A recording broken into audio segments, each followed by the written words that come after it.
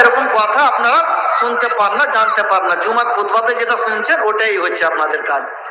তো যাই হোক, জালসা যেখানে হবে আপনাদের কাছে আমি আবেদন করব যে মাগরিবের পরে পরেই স্টেজে প্যান্ডালে চলে যান আর জালসা শুনতে থাকেন। এদিকে রাত্রে চলে যাবেন একটার পর, কোনো কথা নেই, যে আরাম করেন, ও ঠিক আছে। তো আমি আপনাদের সামনে পবিত্র কালাম মাজিদ হইতে একটি আয়াত তেলাওয়াত করেছি। সে আয়াতকে সামনে রেখে 8:30। আচ্ছা, তো সে আয়াতকে সামনে রেখে কিছু সংক্ষেপে কয়েকটা কথা বলবো। আর বক্তব্যের বিষয় হচ্ছে সোনানে হোদা। কিছু জিনিস আছে যেগুলাকে সোনানে হোদা বলা হয়, হেদায়েতের তরিকা, সুন্নাত তরিকা বলা হয়। ওই কয়েকটা জিনিস, কয়েকটা আমল আছে, ওই আমলগুলো সম্পর্কে আমি আপনাদের সামনে বলবো। সহিহ বুখারী সহিহ মুসলিমের হাদিস আছে, রাসূলুল্লাহ সাল্লাল্লাহু আলাইহি ওয়াসাল্লাম বলছেন খামসুম মিনাল ফিতরা, 5টা জিনিস ফিতরাতের মধ্যে আছে। কোন হাদিসে আছে আশরুন মিনাল ফিতরা, 10টা জিনিস ফিতরাতের মধ্যে আছে। তো ফিতরাত কাকে বলা হয়? ফিতরাত শব্দের অর্থ হলো ইসলাম। ইসলাম এর অর্থ হলো ইসলাম। একটা হাদিস আপনারা ওটা সকলে জানেন, রাসূলুল্লাহ সাল্লাল্লাহু আলাইহি ওয়াসাল্লাম বলছেন কুল্লু মাউলুদিন ইউলাদু আলাল ফিতরা, প্রত্যেক শিশু সন্তান জন্মগ্রহণ করে ফিতরাতের উপরে, মানে ইসলামের উপরে। ফাবাওয়াহু, তার মা বাবা, বাবা মা তাকে কি করে? ইহুদি বানিয়ে দেয়, নাসারা বানিয়ে দেয়, মুশরিক বানিয়ে দেয়, মাজুসি বানিয়ে দেয়। তো এই যে হাদিস, এই হাদিসে ফিতরাত শব্দের অর্থ কি বোঝা গেল? ইসলাম। আর একটা হাদিস আছে মেরাজের হাদিস, রাসূলুল্লাহ সাল্লাল্লাহু আলাইহি ওয়াসাল্লাম যখন মেরাজ গেলেন, ওটা সহিহ বুখারী সহিহ মুসলিমের হাদিস। মেরাজ গেলেন তো 2টা বর্তন, 2টা পেয়ালা, 2টা গিলাস পেশ করা হলো। একটা পেয়ালাতে দুধ ছিল আর একটা পেয়ালাতে মদ ছিল। তো রাসূলুল্লাহ সাল্লাল্লাহু আলাইহি ওয়াসাল্লাম দুধের পেয়ালাকে গ্রহণ করলেন আর দুধ পান করলেন। জিবরাইল আলাইহিস সালাম তখন বললেন ইখতারতাল ফিতরা, আপনি ইসলামকে গ্রহণ করলেন। আপনি যদি এই দুধের পেয়ালা না নিয়ে মদের পেয়ালা গ্রহণ করতেন, লাগাওয়াত উম্মাতুকা, আপনার উম্মত পথভ্রষ্ট হয়ে যেত। তো ফিতরাত শব্দর একটা অর্থ হলো ইসলাম, আর আরেকটা অর্থ হলো রাসূলুল্লাহ সাল্লাল্লাহু আলাইহি ওয়াসাল্লামের তরিকা, সুন্নাত তরিকা, এগুলোকে ফিতরাত বলা হয়। এই হাদিসে এটাই মুরাদ আছে। তো সুন্নাত তরিকা, সুনানে হুদা কতটা আছে? একটা হাদিসে 5টা বলা হলো, একটা হাদিসে 10টা বলা হলো। তার মানে 5টা আর 10টার মধ্যে মুনহাসির নেই, 5টা 10টাই নেই, এর চাইতে বেশি আছে। হাফেজ ইবনে হাজার আসকালানী রাহমাতুল্লাহ আলাইহি উনি ফাতুল বারির মধ্যে এই হাদিসের ব্যাখ্যাতে লিখছেন যে কেউ কেউ 15টা গণনা করেছেন, আবার কেউ কেউ 30টাও গণনা করেছেন। তো 15টা 30টার মধ্যে কোন হাদিসে 5টাকে বর্ণনা করা হয়েছে, কোন হাদিসে 10টাকে বর্ণনা করা হয়েছে। তো ওই সোনানে ফিতরাত যেগুলো আছে, সোনানে হুদা যেগুলোকে ব্যবহার হয়, তার মধ্যে একটা হলো অর্থ যে রাসূলুল্লাহ সাল্লাল্লাহু আলাইহি ওয়াসাল্লাম যা লিখেছেন, কোরআন হাদিসে যা আছে সবকে সুন্নাত বলা হয়। কোরআন হাদিসে যা আছে সবকে সুন্নাত বলা হয়। আর সুন্নাতের একটা হলো বেদাতের মোকাবেলাতে বলা হয়, আর সুন্নাতের একটা অর্থ হলো মুস্তাহাব। কয়েক ওয়ার্ডে সুন্নাতটা ব্যবহার হয়। তো সুন্নাত তরিকা মানে রাসূলুল্লাহ সাল্লাল্লাহু আলাইহি ওয়াসাল্লামের তরিকা। কিছু ওয়াজিব আছে, কিছু মুস্তাহাব আছে, কিছু সুন্নাতে মুআক্কাদা আছে। কয়টা আছে? 10টা চাইতেও বেশি আছে। কয়েকটা বর্ণনা করব। তার মধ্যে একটা হলো আল মাজমাজা ওয়াল ইস্তিনসাক, 2টা হয়ে গেল। আল মাজমাজা ওয়াল ইস্তিনসাক, মাজমাজা মানে কুল্লি করা, ইস্তিনসাক মানে নাকে পানি দেওয়া। সুনান আবু দাউদে হাদিস আছে, রাসূলুল্লাহ সাল্লাল্লাহু আলাইহি ওয়াসাল্লাম বলছে ইজা তাওয়াজ্জাতা ফামাজমিস, যখন উযু করবে তো কুল্লি করো। আবার ওই হাদিসের মধ্যে আছে বালিগ ফিল ইস্তিনসাক, নাকে যখন পানি দেবে কুল্লি করতে গিয়ে, মানে উযু করতে গিয়ে, তো জোরে পানিটা মারবা। ইল্লা আন তাকুনা সাইমা, রোজার অবস্থাতে আছো তাহলে জোরে পানিটা মারিও না। তো উজু করার সময় আমরা যখন কুল্লি করব তো এক চুল্লু পানি নিয়ে অর্ধেকটা মুখে দিয়ে দেন, অর্ধেকটা লাখে দিয়ে দেন। মুখের পানিটা কুল্লি করে ফেলে দেন, আর লাখটাকে ঝেড়ে দেন। এভাবে 3 বার করতে হবে। এটা কি সুন্নাত না ওয়াজিব? প্রাধান্য প্রাপ্ত কল, এটা হলো ওয়াজিব, ফরজ, ফরাইজে উজুর মধ্যে এটাও দাখিল আছে। কুল্লি করা, লাখে পানি দেওয়া, লাখ ঝাড়া, উজুর শুরুতে বিসমিল্লাহ বলা, এলা ফরাইজে উজুর মধ্যে আছে। আর যেটা প্রসিদ্ধ আছে 4টা ফরাইজে উজু, ওটা হানাফিদের কাছে। কিন্তু হাদিস মোতাবেক, মুহাদ্দিসিন মোতাবেক, কোরআন হাদিস মোতাবেক ফরাইজে উজু 8-9টা হয়ে যাবে। তো যে হোক, তো কুল্লি করতে হবে, আর লাখে পানি দিতে হবে, আর লাখটাকে ঝাড়তে হবে। এটা 3টা আমল হয়ে গেল, এটা উজুর আমল। উজু যখনই করবেন এটা করতে হবে। আবার শুনেন, আরো আছে 3টা হলো। কিছু কিছু গেলাকে একটু বেশি করে বিশ্লেষণ করে বলবো, কিছু গেলাকে সংক্ষেপে বলবো। আর কি হলো? কাসসারে, মোজকে ছোট করা, ওয়াইফাউল লিহিয়া, দাড়িকে বড় করা। ওই যে সুনানে ফিতরাতের মধ্যে মোজকে ছোট করা আর দাড়িকে বড় করা, এই দুটাও আছে। মোজকে ছোট করা কিভাবে ছোট করতে হবে? সুনান আবু দাউদে হাদিস আছে কিতাবুত তাহারাতের মধ্যে, মুগীরা রাদিয়াল্লাহু তাআলা আনহু রাসূলুল্লাহ সাল্লাল্লাহু আলাইহি ওয়াসাল্লামের কাছে এলেন। তো ওনার মোজ গালা বড় বড় ছিল। কত বড় ছিল? যেমন গোয়ালকে দেখছেন না, গোয়ালেদের মোজ গালা বড় বড় থাকে, ওইরকম বড় বড় আছে। তো রাসূলুল্লাহ সাল্লাল্লাহু আলাইহি ওয়াসাল্লাম বললেন, তোমার মোজ গালাকে আমি কেটে দেবো। দাঁতন নিয়ে এলেন, দাঁতন রাখলেন, আর মোজকে ছোট করে দিলেন। তো দাঁতন রেখে মোজ ছোট করলেন। যেটা আপনাকে ছোট মনে হবে ওইভাবে মোজ ছোট করে দেন, ছোট করা যাবে। সহিহ বুখারীতে হাদিস আছে, আব্দুল্লাহ ইবনে উমর রাদিয়াল্লাহু তাআলা আনহু মোজকে এত ছোট করতেন যে এই চামড়াগুলো দেখা যেত। ছিলা দেওয়ার হাদিস কিন্তু পাওয়া যায় না, ছোট করারই হাদিস পাওয়া যাচ্ছে। ছোট এতভাবে করতেন চামড়া মোচে দেখা যেত, কিন্তু ছিলে দিতেন এই ধরনের হাদিস পাওয়া যায় না। সহিহ বুখারীতে এটাও হাদিস আছে যে মোচের এই যে ফিসটা উমর রাদিয়াল্লাহু তাআলা আনহুর বড় থাকতো, যখন রেগে যেতেন তো মোচে পাক দিতেন। এটা উমর রাদিয়াল্লাহু তাআলা আনহুর আমল। তো ছোট করতে হবে মোচটাকে, এমন ছোট যেটা আপনাকে ভালো লাগবে, যেন বড় না লাগে, গোয়ালের মতন না লাগে। আর দাড়ি বড় করা, দাড়ি বড় করা মানে কত বড় করতে হবে? ওলামায়ে কেরাম বলেছেন, দাড়ি বড় করে যে হাত মানে ওর নিজের অবস্থায় ছেড়ে দিতে হবে, ওকে ছোঁয়া যাবে না, চাছা যাবে না, ছোট করা যাবে না, ছেড়ে দিতে হবে ও নিজের অবস্থায়। সুনানে তিরমিজিতে যে হাদিসে আছে যে রাসূলুল্লাহ সাল্লাল্লাহু আলাইহি ওয়াসাল্লাম সেফ সাইজ করতেন, এদিক ওদিক কাটতেন, সেটা জাল হাদিস। আর মুসনাদ আহমদে হাদিস আছে দাড়ি ছোট করা ইহুদি নাসারাদের চাল, আর বিলকুল চেঁচে দেওয়া মাজুসীদের কাজ। মাজুসী যারা অগ্নি পূজক আর মুশরিকিন, তাদের কাম হলো বিলকুল চেঁচে দেওয়া। আর ইহুদি নাসারারা ছোট করতো, আর এদের বিপরীত করতে বলা হয়েছে। রাসূলুল্লাহ সাল্লাল্লাহু আলাইহি ওয়াসাল্লাম বলেছেন, খালিফুল মুশরিকিন, মুশরিকিনের বিপরীত করো, তোমরা মোচকে ছোট করো, দাড়িকে বড় করো। তো মুশরিকিনের বিপরীত করতে বললেন, মাজুসীদের বিপরীত করতে বললেন, ইহুদি নাসারাদের বিপরীত করতে বললেন। তো দাড়ি ছোট করাও যাবে না, আর চাচাও যাবে না, বড় করে দিতে হবে, ছেড়ে দিতে হবে। এটাই হলো সহি তারিকা।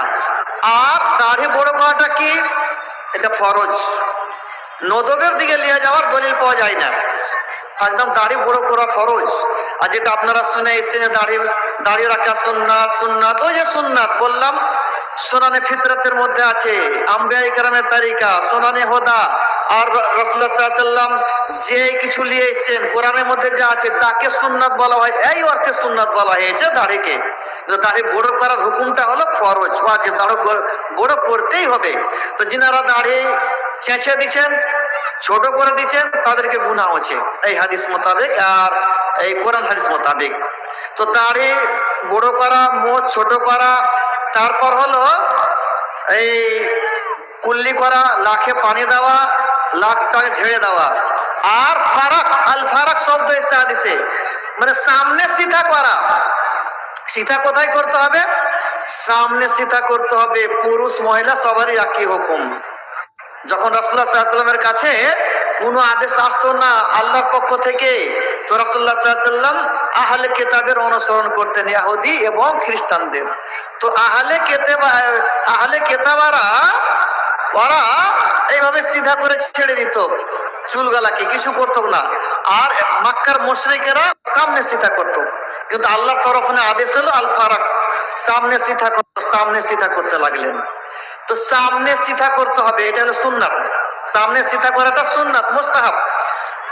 তো টেढ़ा সিধা করাটা তার মানে এটা মুস্তাহাব নয়, ওটা অন্য তারিকা। তো রাসূলুল্লাহ সাল্লাল্লাহু আলাইহি ওয়াসাল্লামের তারিকা হলো সামনে সিধা করা।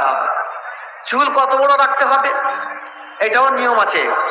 চুল কিভাবে রাখতে হবে, লিম্মা জুম্মা ওয়াফরা, গর্দন পর্যন্ত, কানের ওপর পর্যন্ত, কানের লতি পর্যন্ত এভাবে চুল রাখতে পারা যায়, যেটা সুন্নাতি চুল। এখন যেটা চুল কাটা শুরু হয়েছে, দেখবেন এই যুবকের মধ্যে কিংবা বাচ্চাগুলোর মধ্যে কেউরির হবে, এখন যেটা চুল কাটা এসছে, এই যে এইখান থেকে নিয়ে এই নিচেটা কেটে দিছে, একবারে নাড়া করার মতন কেটে দিছে, আপনারা দেখে হবেন। আর এইখান থেকে এদিকটা ছেড়ে দিছে বড় করে। এই যে চুল কাটা যেটা এসছে, বক্তারা বক্তব্য দিবেন, শুনবেন, কেউ বলছে যে সুয়ার কাট, কেউ বলছে মুরগা কাট, আপনা আপনা বলছে, কিন্তু হাদিসের শব্দ হলো কাজা। নাহা রাসূলুল্লাহ সাল্লাল্লাহু আলাইহি ওয়াসাল্লাম আনিল কাজা, রাসূলুল্লাহ সাল্লাল্লাহু আলাইহি ওয়াসাল্লাম কাজা থেকে নিষেধ করেছেন। কাজা মানে হলো এই যে যেটা চলছে, এই যেভাবে এভাবে কেটে দিলে এদিকটা, আর উপরটা ছেড়ে দিলে এটা কাজা, কিংবা অর্ধেকটা কেটে দিলে অর্ধেকটা রেখে দিলে এটা কাজা, কিছুটা রেখে দিলে বাকিটা কেটে দিলে এটা হলো কাজা। আর এটা থেকে রাসূলুল্লাহ সাল্লাল্লাহু আলাইহি ওয়াসাল্লাম নিষেধ করেছেন। তার মানে যে জাহেলিয়াতের যুগে এই ধরনের চুল কাটা ছিল, রাসূলুল্লাহ সাল্লাল্লাহু আলাইহি ওয়াসাল্লাম সাহাবায়ে কেরামদেরকে নিষেধ করে দেন, ইসলামে এটা জায়েজ নাই। আবার মধ্যের দিকে আমাদের দিকে ছিল না, এইসব চুল কাটা আমাদের দিকে ছিল না। কিছুদিন আগে ওই উত্তর কোরিয়া না দক্ষিণ কোরিয়ার রাষ্ট্রপতি কিং জং ওই যে চুল কেটে নিলে এইভাবে এখান থেকে নিচেটা একবারে নাড়া করার মতন করে দিল, আর ওপরটা এইভাবে রেখে দিল। আর দেখা দেখি শুরু হয়ে গেল, আস্তে আস্তে আস্তে আস্তে আমাদের দিকে চলে এসেছে। অনেক ছেলেকে দেখবেন, যুবকেরাকে দেখবেন এইভাবে চুল রাখছে। কেউ তো আবার নকশা করছে, কেউ চোখ বানাইছে, লাক বানাইছে পিছনে, অনেক রকম, কেউ ডিজাইন বানাইছে, এরকম এরকম করে বিভিন্ন ধরনের সব ওই চুলটা কাটছে। এটা হলো কাজা, এটা নিষেধ, শরীয়তে নিষেধ চলে এসছে।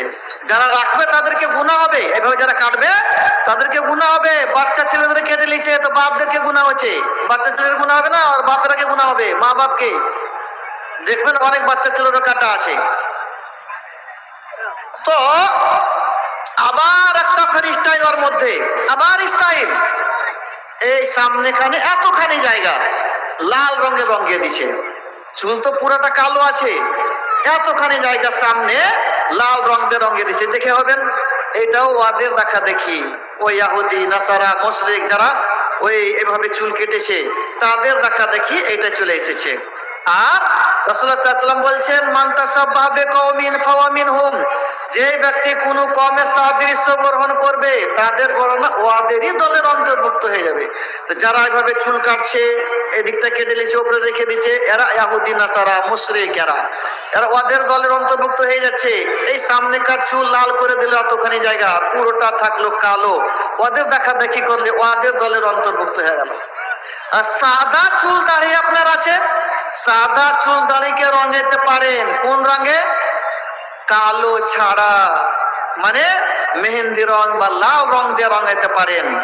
সহিহ বুখারীতে সহিহ মুসলিমে হাদিস আছে, মক্কা যখন বিজয় হলো তো আবু বকর রাদিয়াল্লাহু তাআলা আনহুর বাবাকে আবু কুহাফাকে নিয়ে আনা হলো, আর উনার চুল আর দাড়ি একবারে সোগামা ঘাসের মতন সাদা হয়ে আছে।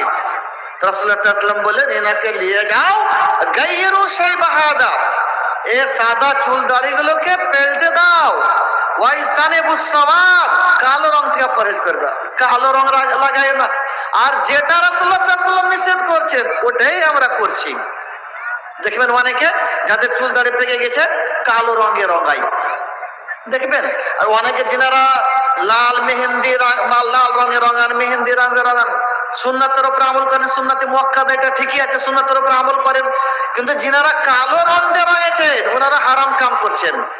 সুনান আবু দাউদে হাদিস আছে যে আখেরি যুগে, শেষ যুগে কিছু লোক হবে যারা সাদা চুল দাড়িকে কালো রং দিয়ে রঙাবে। তারা জান্নাতে যাওয়া তো দূরের কথা, জান্নাতে সুগন্ধিও পাবে না। তো কালো রং দিয়া সাদা চুল দাড়িকে রঙানো, এটা কি হলো? ওই জান্নাতে যাওয়া তো দূরের কথা, জান্নাতেও তারা যাবে না, মানে বড় গুনাহ, কাবিরা গুনাহ হয়ে গেল। জান্নাতের সুগন্ধিও পাবে না, জান্নাতে যাওয়া তো দূরের কথা, জান্নাতের সুগন্ধিও পাবে না তারা। আর জান্নাতের সুগন্ধি অনেক দূর থেকে পাওয়া যায়। তো এইসব আমল থেকে যেগুলো না যায়, হারাম, অবৈধ, এগুলোতে বাঁচতে হবে। ওই চুল যেটা কাটছেন, একেবারে যিনারা এখানে শুনছেন বা মাইকের আওয়াজ যাচ্ছে, আজকে শুনলেন, আজকে থেকে আমল করবেন, এই ধরনের চুল কাটা অবৈধ, চলবে না। আর এতটুকু জায়গায় রঙেছেন কালো চুলকে, এটাও না যায়। কেন? ইয়াহুদি নাসারা মুশরিকদের দেখা দেখে এসছে, এই জন্য ওটাও না যায়। একটা স্টাইল এসছে জানেন, আর একটা স্টাইল, প্যান্টের এই হাঁটুর জায়গাটা কাটা থাকছে, কাটা, বুঝতে পারলেন? কাটা। তো বলছে কি ব্যাপার, ছিঁড়ে গেছে নাকি প্যান্টটা, যে পরে আছে প্যান্ট? সে না, বললাম এটা স্টাইল, ওটা ছিঁড়ে নি, স্টাইল। মানে ছিঁড়া ফাটা পড়বে তো এটা স্টাইল হয়ে গেল, ওরই দাম আবার বেশি। তো এখন ওই মুসলিমের দেখা দেখে আমি প্রথম দেখেছিলাম এই ব্যাঙ্গালোরে, বুঝলেন? ব্যাঙ্গালোরে একটা বাজার আছে, কঠিন দাম ওই বাজারে চশমা, 33,000 টাকার চশমা আমি দেখেছি ওই বাজারে, 33,000 টাকার চশমা। আর ব্যাগ গালা যারা মহিলারা নিয়ে বেড়ায়, মিনি ব্যাগ, এগুলা 16,000 20,000 টাকার দাম। তো ওই বাজারে ঢুকেছি, তো এই প্যান্ট দেখেছি প্রথম। তো আমি যে এটা কি ব্যাপার, ছিঁড়া বাজার নাকি? না, বললাম এটা স্টাইল, ছিঁড়া বাজার নয়, এটা স্টাইল। তো এই স্টাইল ব্যাঙ্গালোরে দেখেছিলাম, ওখানে আমাদের দিয়ে চলে এসছে ঘরে ঘরে, এই স্টাইল ছিঁড়াওয়ালা অনেকে পড়ছে। তো এটা মুসলিমের দেখা দেখি, এটা না যায়, অবৈধ। ছিঁড়ে গেছে আপনি তালি দিয়া পড়েন, আলাদা কথা, কিন্তু নতুনই ছিঁড়া কিনছে, যেটা মুসলিমের দেখা দেখি, ইহুদিদের দেখা দেখি, নাসারার দেখা দেখি, মুশরিকদের দেখা দেখি। আর যেটা হলো না যায়, হারাম, অবৈধ, এটা থেকে আমাদেরকে বেঁচে থাকতে হবে। তো চুল রাখার নিয়ম কারণ মুখতাসার ভাবে হয়ে গেল। আর কি আছে? রাসূলুল্লাহ সাল্লাল্লাহু আলাইহি ওয়াসাল্লাম বললেন যে বগলের লোমকে উপড়ে ফেলে দেওয়া, নাতফুল এবেতে, বগলের লোমকে উপড়ে ফেলে দেওয়া, বগলের লোমকে উপড়ে ফেলতে হবে। এটা হলো সুন্নাত। কেউ যদি কেটে নেয়, কাটাটাও জায়েজ আছে। বগলের লোমকে কেউ যদি কাটে, কাটাটাও জায়েজ আছে, কিন্তু উপড়ে ফেলাটাই সুন্নাত, কেন? নাতফুল এবেতে হাদিসে এসছে। তারপর আরেকটা আছে, আরেকটা কি হলো? নখ কাটা। এই নখ কাটা তো স্টাইল এসছে, এক বড় বড় বড় বড় রাখে নখ, একটা আঙ্গুলে ছাড়ে, কেউ দুটো আঙ্গুলে ছাড়ে, এটাও একটা স্টাইল। এটাও স্টাইলটা ওই ইহুদি নাসারে দেখা দেখি। যখনই নখ বড় হয়ে গেছে মনে করবেন আপনি, তখনই কেটে দেন। ওলামায়ে কেরাম অবশ্য বলেছেন যে জুমার দিন কাটাটা মুস্তাহাব, আপনি অন্য দিনও কাটতে পারেন। জুমার দিন কাটেন, কোনো ব্যাপার নেই, প্রত্যেক জুমাতে কাটেন, যেদিন মন সেদিন কাটেন, আপনার কাটাতে কোনো নিষেধ নেই, কাটতে পারেন। আর একটা আছে কি, গাসলুল বারাজিম। এটা একটু ভালো করে শুনবেন, গাসলুল বারাজিম। গাসলুল বারাজিম হলো মানে শরীরের যেই জায়গাগুলোতে ময়লা লেগে থাকে ওইগুলোকে ভালোভাবে ধোয়া। গোসল করবেন তো জান গালাকে ভালোভাবে ধোয়া, বগল গালাকে ভালোভাবে ধোয়া, কানের গোড়া গালাকে ভালোভাবে ধোয়া, যেগুলোতে ময়লা লেগে থাকে ওইগুলোকে ভালোভাবে ধোয়া। উজু করবেন, তাই গাছা গালাতে ময়লা লাগতে পারে, পায়ের আঙ্গুলের গাছাতে ময়লা লাগতে পারে, এগুলোকে খিলল করবেন। সুনান আবু দাউদে হাদিস আছে, খাল্লিল বাইনা আসাবে রিজলাইক ওয়া ইয়াদাইক, পায়ের এবং আঙ্গুলের খিলল করবা। আর আরেকটা হাদিস আছে, রাআইতু রাসূলুল্লাহ সাল্লাল্লাহু আলাইহি ওয়াসাল্লাম ইয়াদলুকু আসাবিয়া রিজলাইহি বিখিনসারিহি, রাসূলুল্লাহ সাল্লাল্লাহু আলাইহি ওয়াসাল্লামকে দেখলাম, রাসূলুল্লাহ সাল্লাল্লাহু আলাইহি ওয়াসাল্লাম পায়ের আঙ্গুলকে খিনসার আঙ্গুল দিয়ে, মানে এই কুড়া আঙ্গুল দিয়ে পায়ের আঙ্গুলকে এভাবে খিলল করছেন পায়ের। এই যে জায়গাগুলোতে ময়লা লেগে থাকার সম্ভাবনা, ওই জায়গাগুলোকে ভালোভাবে ধোয়া আর উজুতে খিলল করা, এটা গাসলুল বারাজিম। উজু গোসল করবেন তখন ধুয়ে লওয়া। এই যে এইসব জিনিসগুলা কিন্তু ভালোভাবে না ধন, উজু ভালোভাবে না করেন, তো কি হবে? ইমামের ভুল হয় নামাজে। সময় দেখবেন ইমাম ভুল করে নামাজে, তো মানুষ বলে যে ইমাম কোন ধ্যানে থাকছে না থাকছে, ইমামের ভুল হয়েছে। তো সুনানে বাইহাকিতে হাদিস আছে, হাদিসটা হাসান, যে এই যে ইমামের যে ভুল হয় নামাজে, কেনে ভুল হয়?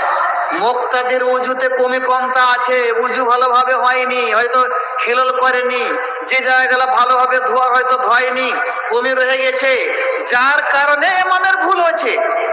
তারা মনে করি ইমাম কি যে ধান্দাতে ছিল, যে আমার ইমাম এক নামাজে ভুল করে দেয়, কোন তো ভুল হয় না, এই কোনকে ধান্দা চলে গেছে ভুল হতে, ইমামের ধান্দা যায় না, আপনাদের কারণে গেছে ধান্দাটা। এটা হাসান হাদিস, সুনানে বাইহাকির হাদিস, যে উজুতে কমি কমতা থাকার কারণে রাসূলুল্লাহ সাল্লাল্লাহু আলাইহি ওয়াসাল্লাম বলছেন যে উজুতে বারাজে মানে গাছাগুলো যেগুলো তো ময়লা সেগুলোকে ভালোভাবে ধুবে, তো খিলল করতে হবে। উজু করবেন তো হাতের আঙুলের ভাবে খিলল করবেন, পায়ের খিলল করবেন, আর ভালোভাবে উজু করবেন, তাহলে ইমামের ভুল হওয়ার সম্ভবটা কম থাকে। ইমাম মুক্তাদির উজুতে কমি কমতা থাকলে ইমামের ভুল হয়। এবার আরেকটা শোনেন, আরেকটা হলো গুপ্ত অঙ্গের লোমকে সাফ করা। ইস্তেহদাদ শব্দ, হাদিসের শব্দ হলো ইস্তেহদাদ, গুপ্ত অঙ্গের লোমকে সাফ করে দেওয়া। আপনি ব্লেড দিয়ে সাফ করতে পারেন, তারপর খুর দিয়ে সাফ করতে পারেন, আর ক্রিম দিয়েও সাফ করতে পারেন, ক্রিম দিয়েও সাফ করতে পারেন। আমাদের এলাকাতে প্রচার আছে কি জানেন, যে মহিলারা গুপ্ত অঙ্গের লোম খুর দিয়া ব্লেড দিয়ে সাফ করতে পারবে না, উঠিয়ে ফেলতে হবে। এটা ভ্রান্ত আকীদা, ভুল কথা। এটা সহিহ বুখারীতে হাদিস আছে, সাহাবায়ে কেরাম রাসূলুল্লাহ সাল্লাল্লাহু আলাইহি ওয়াসাল্লাম যখন সফর থেকে আসতেন, তো গ্রামের বাইরে বলতে, দাদা দাদা তোমরা এখানে থাকো, বাড়িতে খবর পাঠাও, কে তামতাসিতা আশাইসা, যাদের তোমাদের স্ত্রীদের মধ্যে যাদের চুলগুলো উস্কো খুস্কো আছে, তারা সিতাপাটি ভালোভাবে করে নেবে। ওয়া তাস্তাহিদাল মুগিবা, আর মহিলারা খুর ব্যবহার করে নেবে, গুপ্ত অঙ্গের লোম খুর দিয়ে সাফ করে দিবে। তো খুর দিয়ে তো সাফ করার হাদিস এলো। আর প্রচার কি আছে জানেন, ব্লেড দিয়ে যদি কেটে লাই মহিলারা, খুর দিয়ে কেটে লাই, তো ফের খাট উঠবে না, মরে যাবে, তখন খাট উঠবে না, মরবে তখন, ফের ব্লেডটাকে রাখতে হবে খাটে, তেবে উঠবে। এগুলো কোথায় থেকে যে আকীদা এলো আল্লাহ জানে। তো পুরুষ মহিলা সকলেরই একই হুকুম। আর সুনানে আর সহিহ মুসলিমে হাদিস আছে, আনাস রাদিয়াল্লাহু তাআলা আনহু বলছেন রাসূলুল্লাহ সাল্লাল্লাহু আলাইহি ওয়াসাল্লাম আমাদেরকে আদেশ দিলেন, এই সব জিনিসগুলা মানে গুপ্ত অঙ্গের লোম কাটা, বগলের লোম, এই সবগুলো 40 দিনের বেশি যেন পার না হয়, 40 দিনের বেশি যেন পার না হয়। 40 দিনের আগে আগে কেটে দেবেন। 8 দিন অন্তর কাটেন, 10 দিন অন্তর কাটেন, 15 দিন অন্তর কাটেন, 20 দিন অন্তর কাটেন, 30 দিন অন্তর কাটেন, 40 দিন পার করতে হবে না। হ্যাঁ, কেউ যদি পার করে দিলে তো প্রচার আছে নামাজ রোজা গ্রহণ হবে না। তো নামাজ রোজা গ্রহণ হবে এরকম কথা নাই, গুনাহ হবে আপনাকে। রাসূলের হাদিসের খেলাফ করলেন, রাসূলের হাদিস খেলাফ করার কারণে গুনাহ হবে। নামাজ রোজা কবুল হবে না এটা কথা নাই, নামাজ রোজা কবুল হবে, কিন্তু আপনাকে রাসূলের হাদিস না মানার কারণে গুনাহ হবে। তো গুনাহ থেকে বাঁচতে হবে, 40 দিন যেন পার না হয়। তো অনেক কয়টা হলো, তার মধ্যে আর 5 মিনিটে আর একটা বলি। তার মধ্যে একটা চাল খেতান, মুসলমানি করা, খাতনা করা। সব প্রথম খাতনা কে করেছিলেন? ইব্রাহিম আলাইহিস সালাম।